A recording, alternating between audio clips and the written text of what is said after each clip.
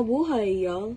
Welcome to Bayan Mo, Boses Mo, the podcast where we explore the stories, issues, and voices shaping the Philippines today. I'm Cyril C. Manalo, and in today's episode, we're diving deep into a topic that has plagued our country for generations, corruption. Yes, partner? Right, mabuhay mga tao. My name is Charles Carino, aka Ed Maluwag, speaking sa bayan mo, boses mo. Naku, partner, narinig mo na ba ang chika? What's the chika, partner? So, our topic for today is all about corruption, but with a twist. It's also connected to education or academic. How naman yan, partner?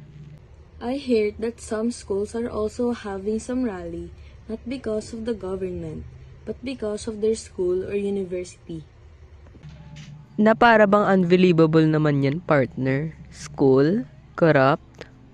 Well, some students said that they pay so much money for their tuition, yet they only have 1 to 2 days face-to-face class. That's why they think they are being corrupt. They also said they can go to their online classes inside the school. But what is the purpose of having an online class when you can go inside the school, right? Ikaw, partner, anong mas preferred mo? Self-study or yung may teacher? For me, I'm okay with the teacher since it's our tradition or that's what we are used to.